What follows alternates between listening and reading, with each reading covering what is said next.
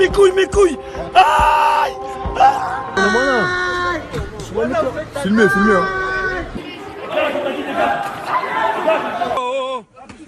Arrête là, qu'est-ce que tu fais? Les violences policières, c'est un sujet qui est très préoccupant parce que d'après le gouvernement, ça n'existe pas. Ne parlez pas de répression ou de violence policière, ces mots sont inacceptables dans un état de droit. Il faut arrêter de parler des violences policières. Pourtant, depuis le début du confinement, on a bien vu que les bavures policières ne cessent de se multiplier, surtout en banlieue, parce que bon, dans les villes cossues, le traitement n'est pas vraiment le même.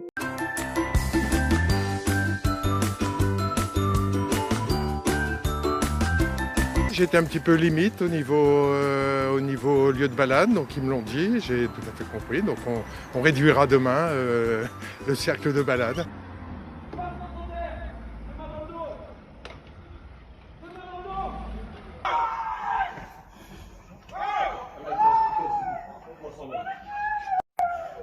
Alors il est grand temps de parler de ce sujet tabou en France et d'informer les citoyens français sur leurs droits en matière de violence policière, parce que oui, monsieur Castaner, les policiers violents, ça existe.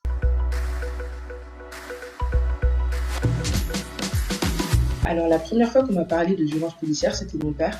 Il m'avait raconté l'histoire de Makome Mbowole. Donc c'était un jeune en 1993 qui avait été tué par un policier qui voulait l'intimider en fait avec son arme à feu et qui avait fini par lui tirer une balle en pleine tête. Par la suite, le policier dira qu'il n'était pas au courant que son arme était chargée.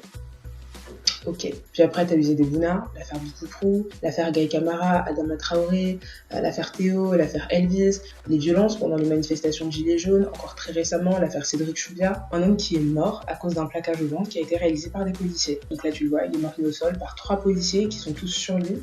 Donc 3 policiers, c'est près de 300 kilos. Et crois-moi que ça va t'empêcher de respirer. Quand tu regardes cette vidéo, t'as l'impression qu'ils arrêtent Pablo Escobar. Alors qu'en fait, ça partait d'une histoire de téléphone au volant. Donc t'es là, tu te fais interpeller parce que tu téléphones au volant, le ton monte, tu te retrouves par terre avec 3 policiers sur toi et tu t'asphyxies et tu meurs, tout simplement. C'est ça la France en 2020.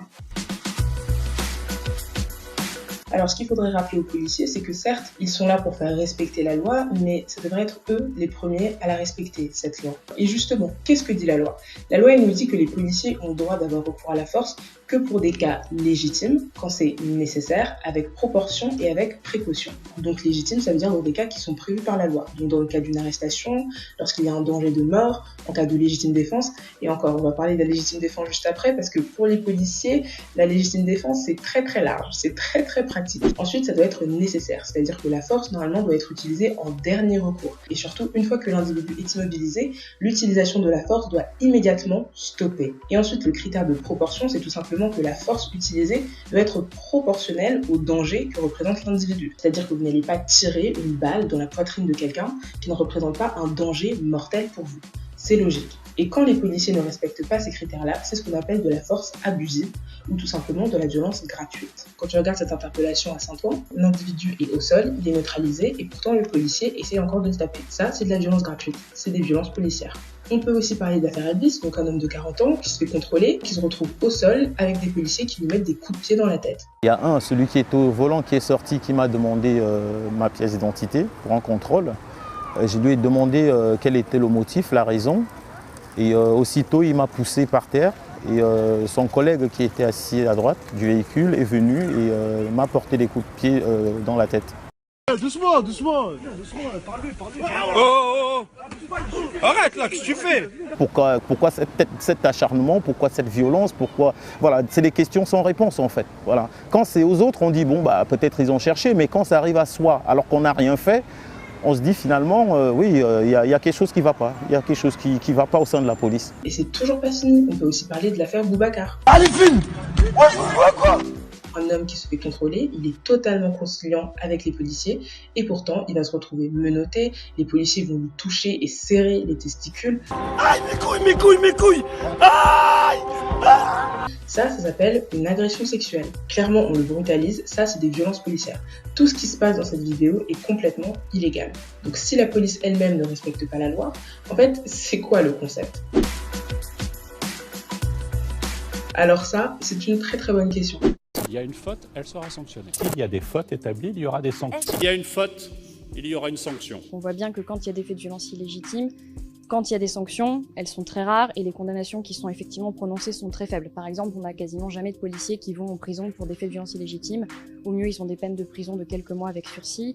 En général, ils n'ont pas d'interdiction d'exercer, ils n'ont pas forcément d'armes qui sont retirées, donc les sanctions, elles sont rares et elles sont faibles. Street Press avait fait un rapport en 2017 et sur 47 décès pendant des interpellations policières, il y avait eu zéro condamnation ferme, seulement 3 condamnations de quelques mois avec du sursis et le reste c'était des non-lieux, des relax, pour manque de preuves ou pour légitime défense. Alors la légitime défense, on le rappelle, à la base, c'est quand quelqu'un met en danger ton intégrité physique directement et que tu ripostes pour te défendre, pour te protéger. Et quand tu regardes certaines affaires de bavure policière où on a accepté la légitime défense, tu te dis que bon, il y a quand même quelque chose qui cloche. Il y a eu une affaire en 2014, l'affaire Hossein Bourras, avec un homme, donc c'était un détenu qui devait être transféré devant le juge d'instruction pour se faire entendre. Et donc il était menotté dans la voiture de policier pour son transfert, avec 2 policiers, et pourtant il a été tué pendant ce transfert d'une balle dans le visage. Et on a retenu la légitime défense, alors que l'homme était menotté dans une voiture de police. Donc à un certain moment, même s'il y a un besoin de l'immobiliser,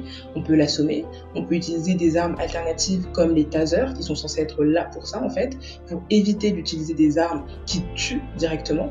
Et là non, il s'est retrouvé avec une balle dans le visage et il en est mort.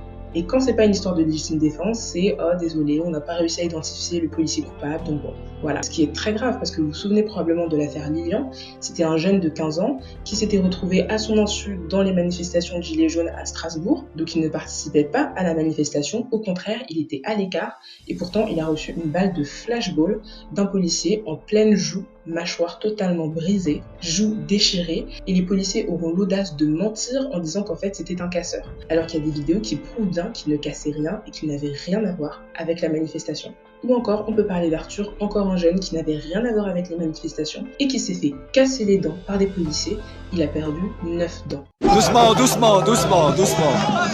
À ce moment-là, toute la brigade de CRS se met devant pour ne pas qu'il y ait de vidéos, pour ne pas qu'il y ait de preuves. Et là, j'ai été roué de coups. C'est à ce moment-là aussi qu'un autre policier m'a donné un coup de matraque, comme un coup droit de tennis, en plein dans les dents. Le policier, à ce moment-là, quand j'étais au sol, m'a dit « bien fait dans ta gueule ».